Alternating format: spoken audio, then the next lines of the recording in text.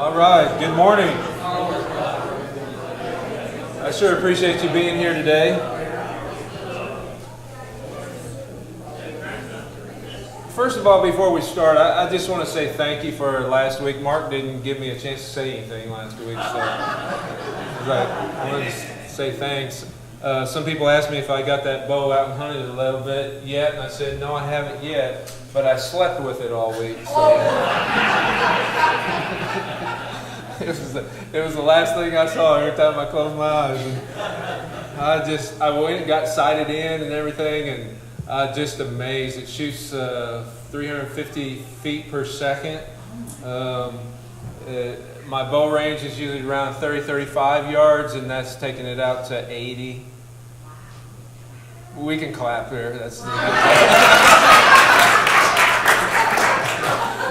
so excited about that. It's a way beyond my own expectations and dreams. So thank you very much, and all the appreciation. And I do want to say this. She's not here right now, but there she is. Give her a hand, because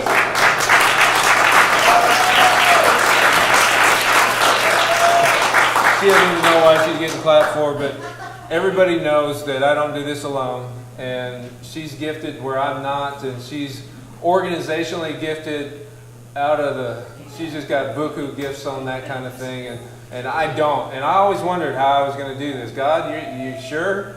And then He gave me her, and I was like, oh, okay, yeah, we can do this. So I'm very thankful for all that she does, and we do this together, so thank you for honoring her as well. Feel so blessed to be part of leadership in this church, and this what we're trying to do here. And we've turned a lot of corners in the last 5 years, and to see what we're able to do now, and it's because of you. So thank you for being a part of it and trusting us as we took some risk and we made some changes and did the things that we've been doing. And so we'll continue to do that. And I hope you'll get on this train for a long time. And if not, then I hope you enjoy your stay while you're here. So. And for those of you that have been out of fellowship for a while, I just want to welcome you this morning. If those of you, this is like your first time, it's like, I don't even know what's going on. Never really been in a church environment. Well, I hope you enjoy it, because that's what we're about. We just want to see you be in an environment that's healthy and helpful, so that you'll grow spiritually no matter how long you're here. So if it's 1 week, 1 year, 10 years, a lifetime. I've got some friends here that are lifetime friends, and you just can't say enough appreciation for them. So, above all, I want to thank God, right? Because none of us would be here without Him. Thank God for what He's doing in our lives.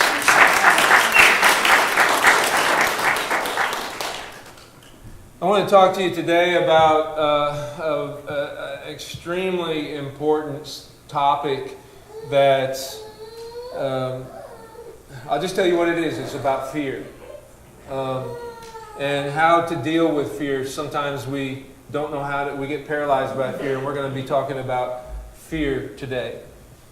In 1975, Roger Hart conducted a study in Vermont where children they felt safe in exploring their environment and during their playtime. And he focused on 86 children between the ages of 3 and 12 in a small town in Vermont. And Hart would follow these kids all the way through their playtime and chart it out and map it out and what they were doing. And he took that information and he made physical maps of it. He charted it all out and measured the distance that each child explored their environment. Outside, in the home, in the neighborhoods, wherever they went. And he discovered that these kids had remarkable freedom. 1975. Anybody that old? Yeah. So some of us, when we grew up in that decade or the decade before or even earlier, it's not like today. I mean, I barely remember wearing a seatbelt back in those days. Not good, you know. things have changed a lot. But he discovered that these kids had remarkable freedom. Even the 4 and 5-year-olds traveled unsupervised through their neighborhood. And by the time they were 10, most of the kids had the run of the entire town. And the kids' parents weren't worried. Sounds like my mom and dad. I mean, I think about what I was doing. They had no clue. But I was the youngest of 4, and they were wore out by my time, you know. And I've had that same experience too. By the time Tori came along and Drew, it's like, do whatever you want. Just kidding. But then several years ago, this is so interesting, about 2014, the guy went back to the same town to document the children of the children that he had studied in 1975. And what he found out in this study, from tracking those kids in the 70s and comparing those of 2014, the kids of the kids, it just floored it. And he went and he did the same thing. He tracked how far they went, and he mapped it out. And the area that the new generation were going, these children, was tiny compared to the area that the kids from the 70s would explore.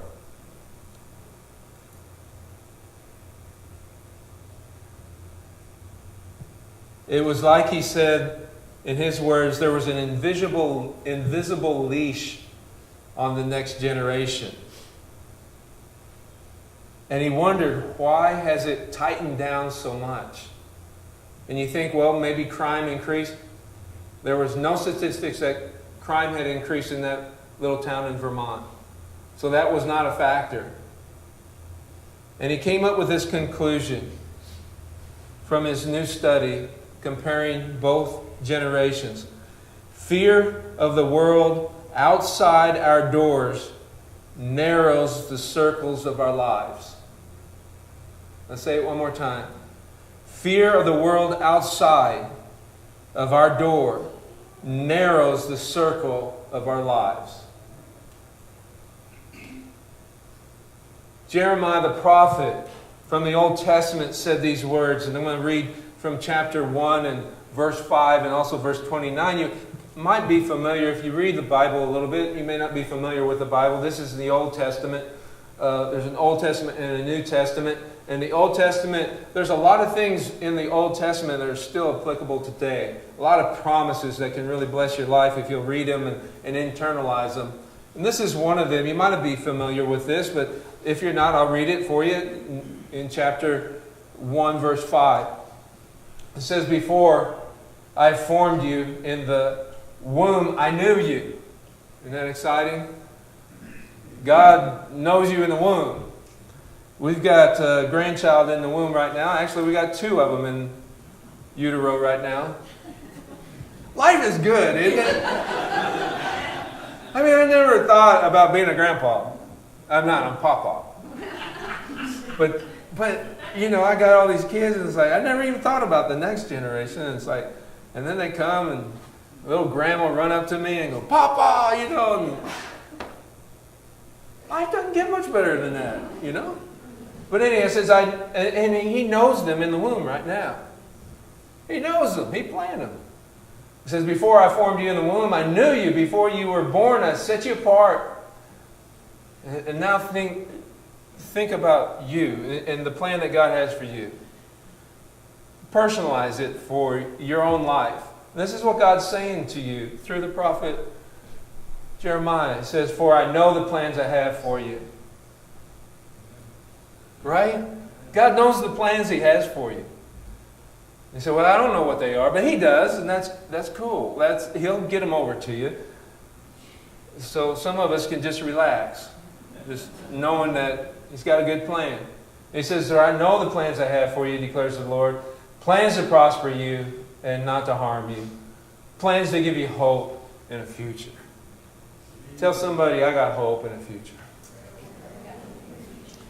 So, When we want to do something significant and kind of walk in these verses, we would like to know God, have Him know us, and Him reveal that plan and walk in those steps that He's got ordered for us. And we want to do something significant and great with our lives, hopefully. There's something that gets in the way, and it's called fear. It's called fear. Every opportunity to move forward in your life will be accompanied by fear. Every relationship, possibility, a new friend, new spouse, new relationship, a new working relationship will be accompanied with fear. Every new job, an opportunity in the workplace will be accompanied with a certain amount of fear. Every thought of serving other people in ministry will be accompanied with fear. If you want to go somewhere in life or pursue a new direction, there will be fear that will try to hinder you, try to keep you from making progress, getting in your way. It's weighing you down. Most of the fears that we face every day are not based on fact. They are generated by our interpretation of facts. Did you catch that? Our interpretation of the facts brings fear, or it can bring faith, depending on how we interpret them. And how we interpret them, listen closely, that produces feelings. And when your thoughts and your interpretation of the facts bring fear or faith, it brings feeling. And feeling is huge. We don't want to just roll over our feelings, because feelings are extremely important in our faith walk. You can get over a lot of negative thinking, but until we change our feelings, we don't make progress like we want to. And feelings are closely associated with our fear. So here's an example of a study conducted at the University of Michigan showing the following. 60% of our fears, and I know I've brought these out before, but they really bear repetition. They're so important to understand this and get a hold of this. 60% of our fears are totally unwarranted. They never come to pass.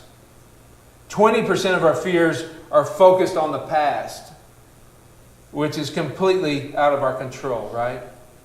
And then 10% of our fears are based on things so petty that they make no difference in our lives. And of the remaining 10%, only 4 to 5% could be considered justifiable fear. Growing up, I was a little jumpy. I attribute a lot of that to my older brother. That's my theory, at least. But Dad always had a calming effect on me. And I remember one time, well, actually many times, when we lived a couple summers out west, trying to follow Dad to fishing holes when I was 10 and 11. And he wouldn't hardly wait for me. He would just plow through, go over fences, and I'd get stuck in, with the fence where it's not supposed to be, barbed wire, trying to get over. Wait, Dad, that kind of thing. And there was just something about him, though. I never saw him afraid of anything. And out west, there are giant, it's not like cattle around here. Those cows are big. And they've got pointy horns that look like they could just, what's that word, skewer you. Is that right? Yeah, I got a new word out today. They could just it could run you through. And I was always concerned, we would go through a field and they would hurdle up and point their points outward. And I was like, Dad, what are they doing?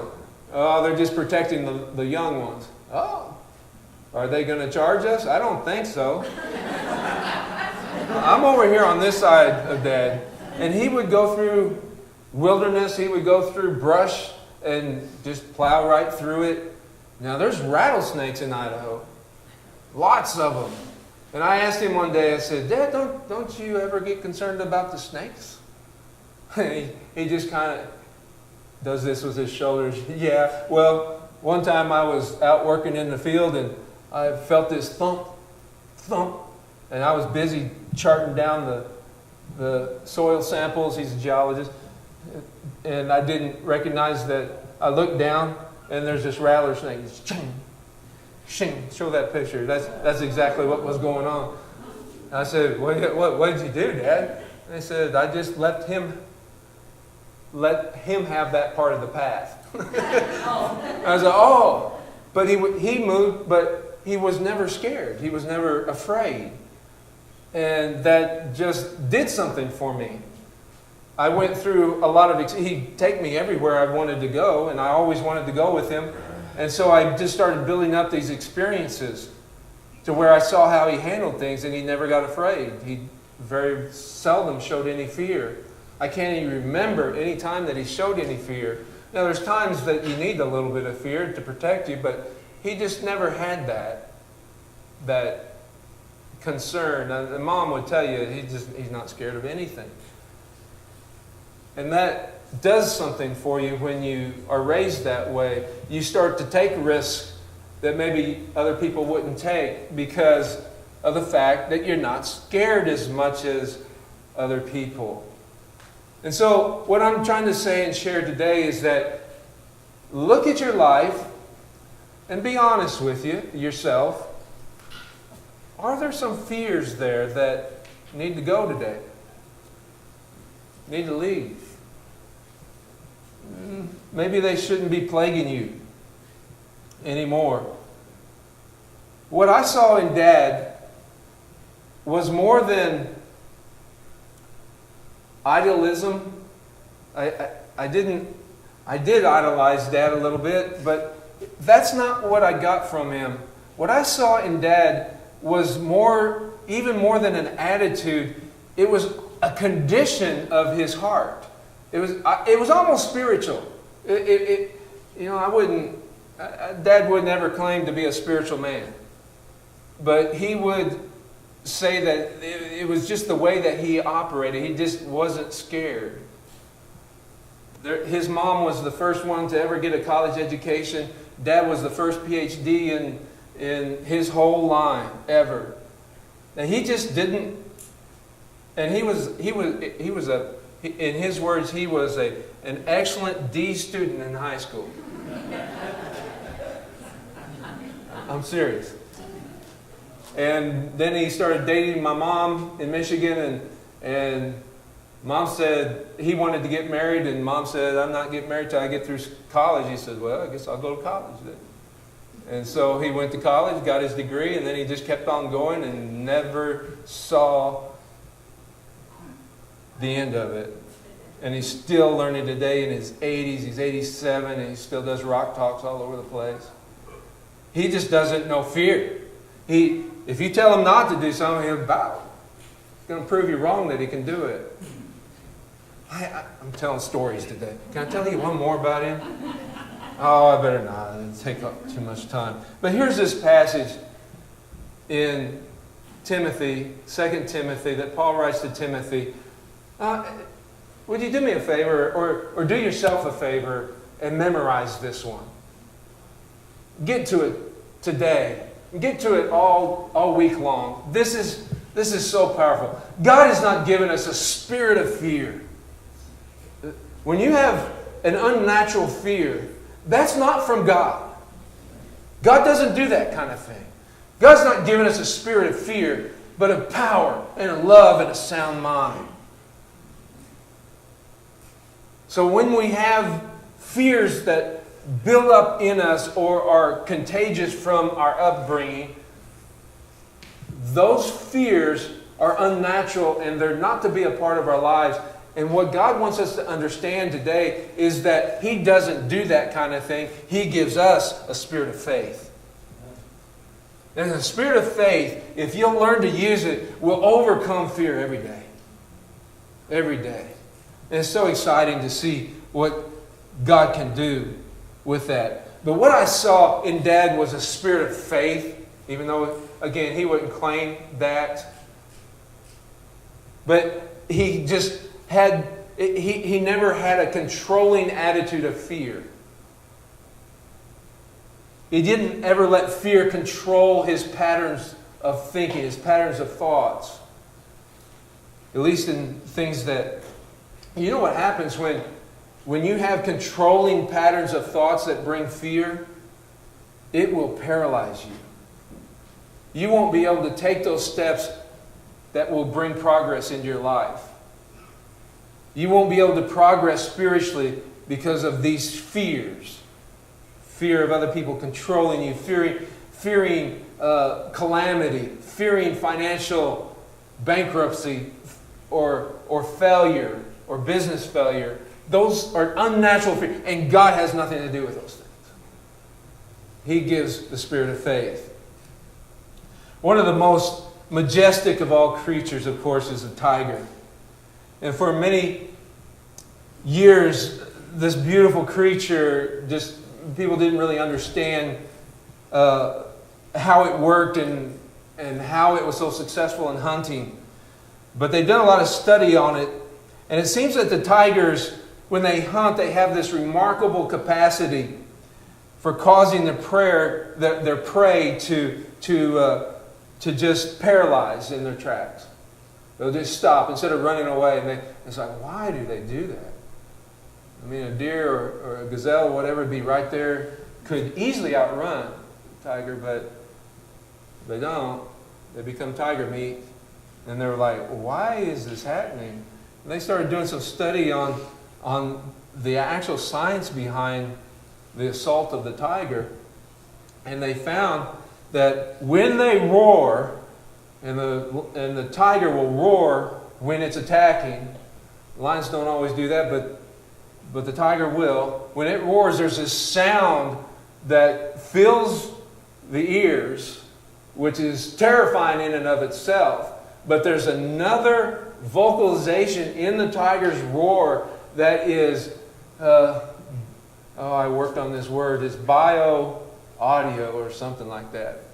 And what this is, you can't hear it, but you can feel it. It's so low you can't hear it, but it vibrates into the prey. And so what it does, it not only terrifies by what you can hear, but it's shaking you. And that's why it stuns the prey. And then they become tiger meat. Wildlife is rough, isn't it?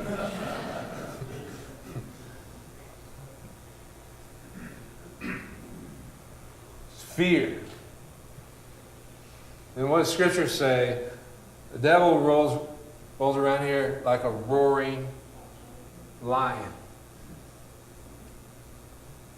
Shake. You know, if there's one tool that I've noticed about evil is intimidation. He will bring intimidating thoughts to your mind and try to help you interpret the facts full of fear. The Holy Spirit comes, and almost every time both of these are happening at the exact same time, the dynamic is every single time there's what God is doing and there's what the enemy is doing, what evil's trying to do. And both bring thoughts so that you can interpret either by faith or by fear. So when the lion roars, when the tiger roars, when evil roars at you through a negative report, like your business is going under, terminal disease, so intimidating, divorce, I'm leaving you, so intimidating. And there's some subconscious, you can't even hear it, but there's subconscious thoughts that are hammering you on the inside. And what are you going to do about those? God has an answer for every one of them. No matter how loud the tiger roars, there's a lion from the tribe of Judah that has something to say to you. He says, I got a plan for you. And it's good. And it's not going to bring harm to you. You listen to me. You listen to me. And I'll get you through this. You listening to me? Which roar are you going to listen to?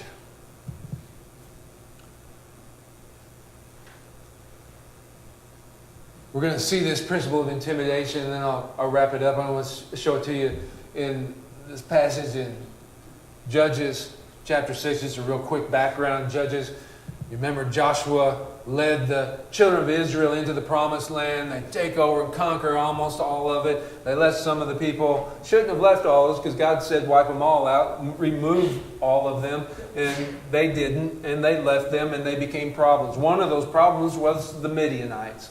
And the Midianites began to get stronger and stronger and more powerful, to the point that this conquering people, the children of Israel, became intimidated by the Midianites, to the point that they were digging holes in caves and living in caves.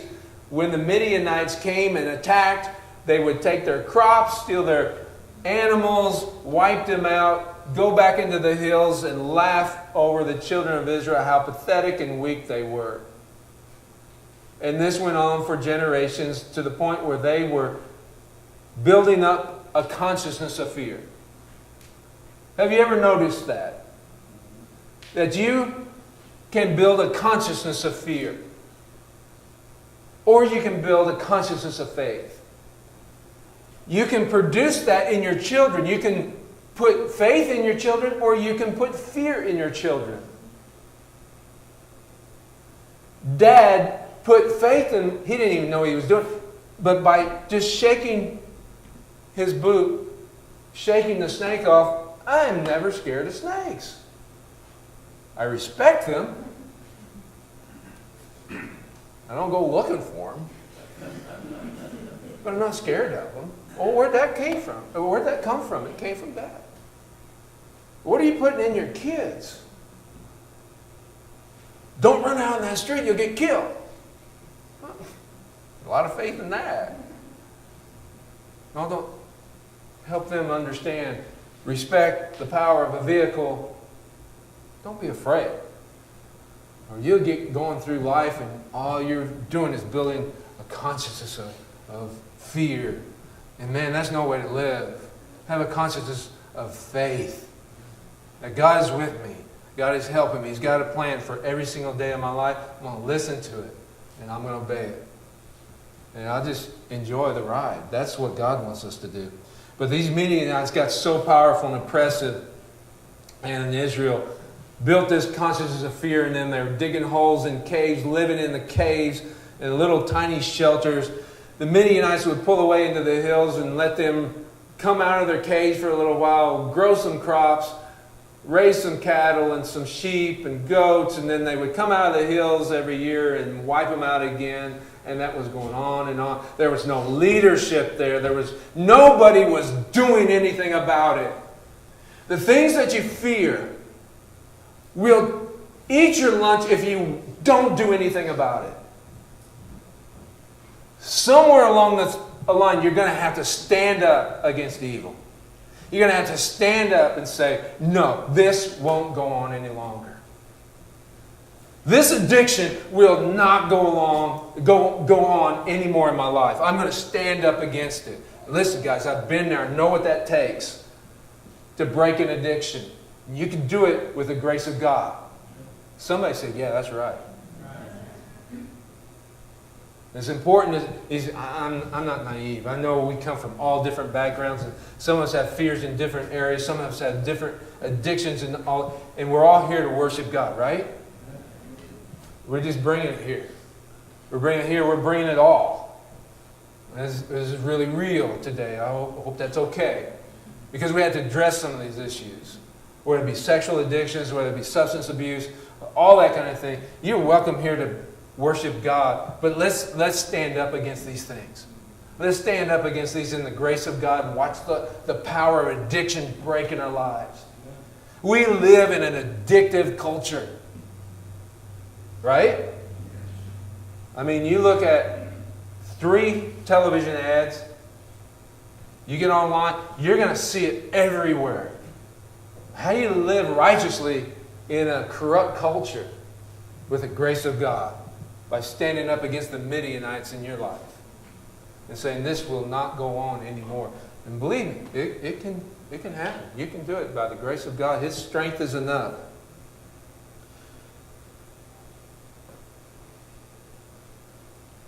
So no one was doing anything. No one was taking any leadership. And here's what often happens. Fear is often our default reaction to assault. Fear is often our default reaction to assault. You can't stop the fear from coming.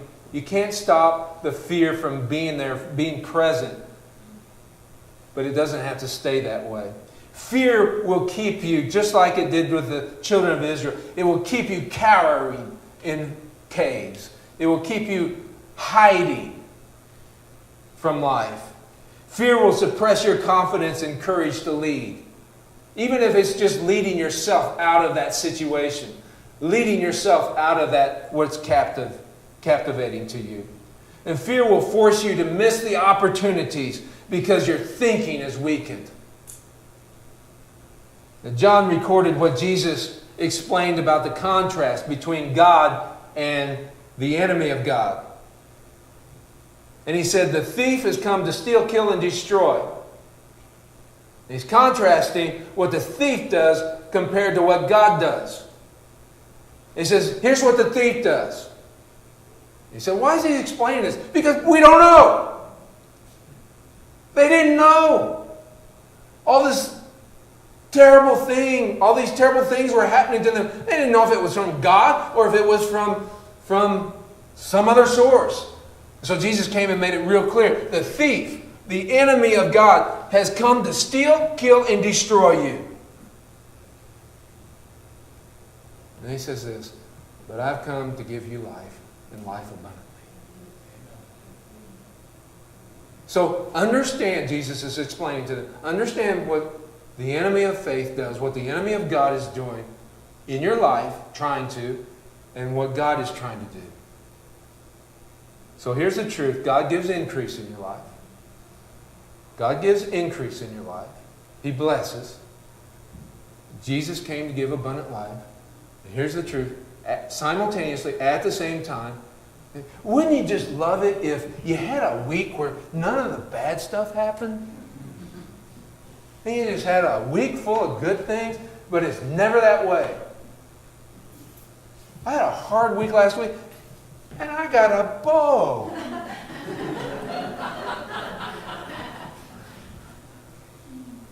I just want to go to bed with my bow. Sorry, Dad.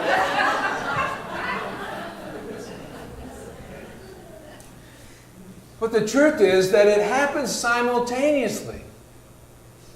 It always does. God is trying to give increase to our lives. He's trying to multiply things. And here's what the enemy of God does. Satan comes to reduce you. Satan comes to reduce you. Reduce your faith. Reduce your possessions. Reduce everything about you, your influence. All right, let's jump in. We'll go quickly now. Judges chapter 6, verse 6. So Israel was reduced. Everybody say reduced. To abject poverty because of the Midianites. Was God doing that? No, obviously not. We know now that it wasn't God doing that. So Israel was reduced to abject poverty because of the Midianites. Then, at last, the people of Israel began to cry out to the Lord for help. Well, it was the last thing they did, but thank God they did. They took them a while to get there, but they got there. And they began to cry out to the Lord for help. Guys, if you're going through some things that you're scared of, and we all go through that, I want you to understand that you can do just exactly what they did and cry out to the Lord for help. And He's there to help you. Or you can just live on your own and be bound by fear. It's your choice. But if you want God's help, He's ready to help. Isn't that wonderful? Man, that's good news. So he says that Israel was reduced, but then they cry out to the Lord. Sometimes the last solution is the best solution. So there's a lot of people living in fear today. But God never planned for people to live like this. You know that 365 times there's some variation in all the way from Genesis to Revelation, all through the scriptures, there's some variation that says, don't be afraid. One for every day.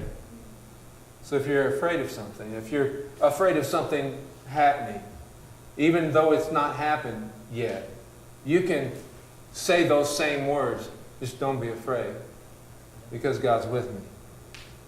One for every day, and allow it to control your life. Faith.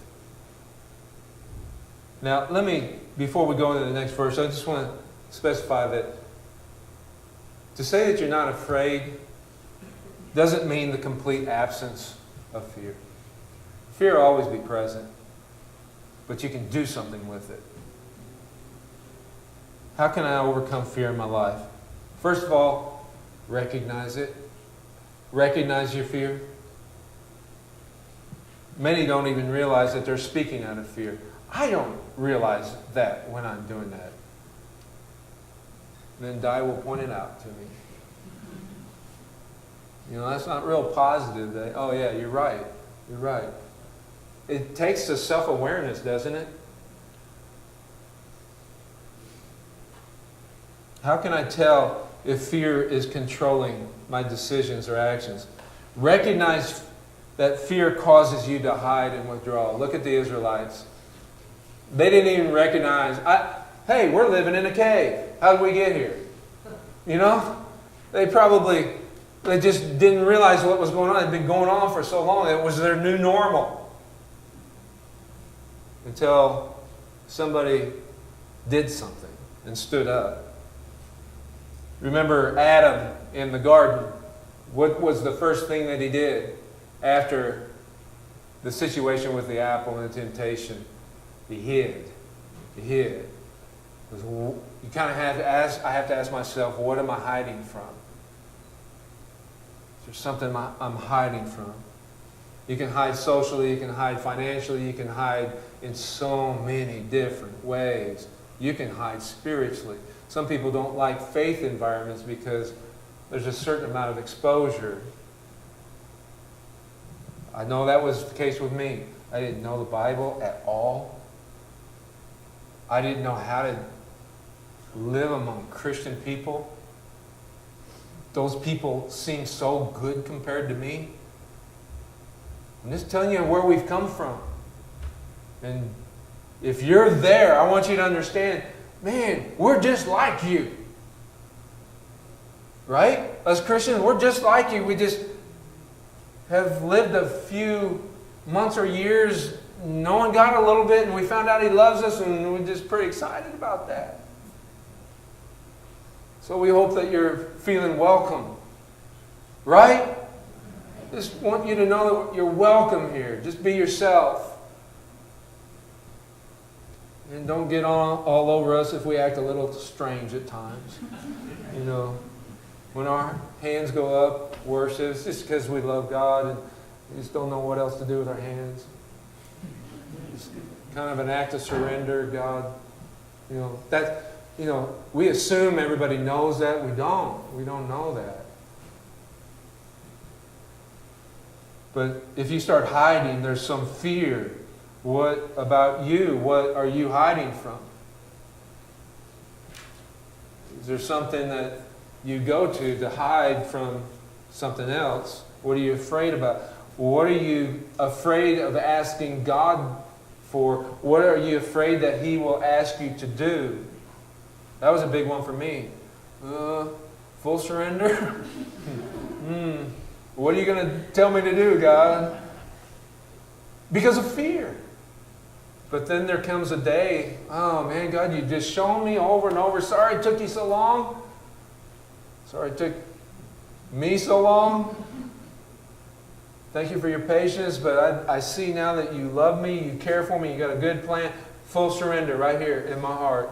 You tell me to go somewhere else, I'll go somewhere else. You tell me to go to another country, I'll go to another country. I'm an American. And I'm proud of it, and I love it. I love it here. When I come back from overseas, I love America. But if he tells me to go somewhere else, I got to go. I want you to have that full surrender because there's peace for you there. Man, I'm rambling today. So recognize what paralyzes you. Can I share one other area of fear that, thank God I got free of this one. It was a tough one for me. But it's the area of bridges. Sounds weird to people, but and this probably has to do with my brother again. Back in the day when you had station wagons, anybody remember station wagons? Well, we had the row of seats, then the row behind it, and then Dave in the back. No air conditioning, and it got hot back there, and we were traveling all over the country. And I can remember John, my brother, he's 7 years older than me. He's a little bit perverted. And I would tell him that if he was here. But he would say, hey, we're going over a bridge, Davey. And people have died on this bridge before. So we just started building an attitude, a pattern of thinking. Man, we laugh. I laugh at it now too, but it was a hard one for me. Every time I went over a bridge, and Di was my witness, we'd be in conversation, we hit a bridge, and I'd tense up, start sweating, and she goes, you are weird. And we get over there, I hold my breath and get over on the other side. That bridge at Washington, Missouri, they need to take that thing down and build a bigger one. What is the deal? Over the Missouri River there? Well, anyhow, that went on for years. And about 10 years ago, I guess, I don't know if it's been that long, but we were on this trip out east. We went to the East Coast via Niagara Falls. I get crazy on our trips. I want to show the kids Niagara Falls. And we'd lived out east before a couple summers, and it's beautiful. So we went way up north, and then we came back down through New York State and came down through Pennsylvania, went to Independence Hall and saw the Liberty Bell and just had a great time. And then we took a wrong turn out of Philadelphia. We were going to Virginia Beach, and we took a wrong turn and went up to New Jersey, and we had to go over that thing.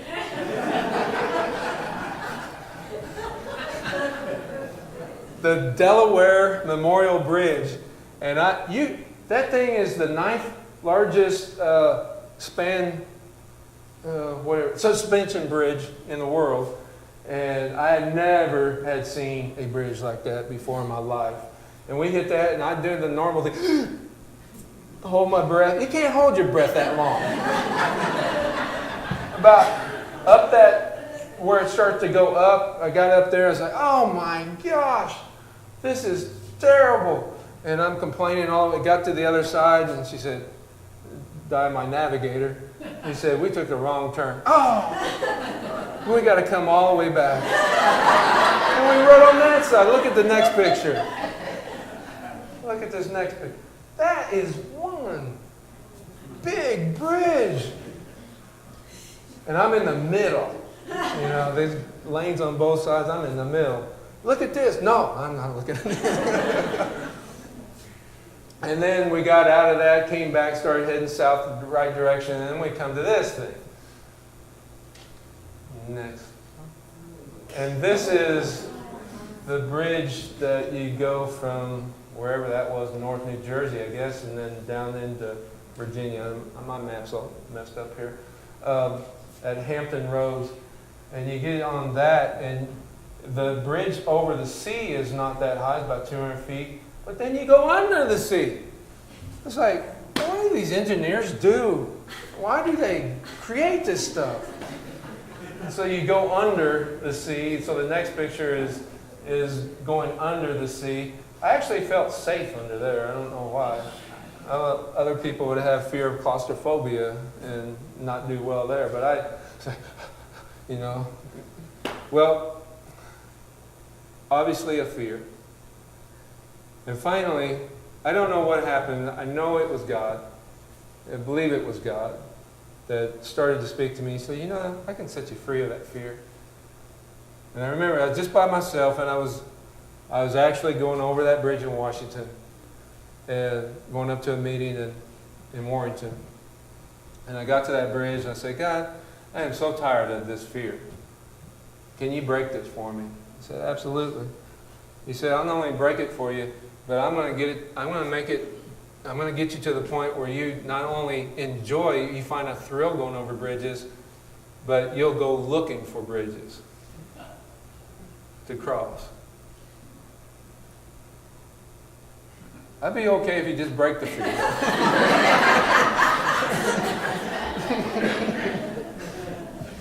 He did break it, and I go looking for bridges now. And it's just because I asked for help and he was there willing to help me. And this sounds like a silly thing, but it's so nice. I don't care what fear is ahead. What about the fear of death? You can be literally bound by the fear of dying. Of course, that fear is going to be there. It's going to be present. But it doesn't have to control your thinking. And there's a lot of fear that goes with death, fear of sickness and disease, and fear of all these kinds, fear of cancer. If I say the word cancer, does it cause you fear, or does faith rise in your heart? The Lord is my healer, my helper. He never leaves me or never forsakes me. That brings faith. Well, I butchered this message, but I hope I got across a little bit about fear and faith and how faith can overcome fear through courage. So let's stand.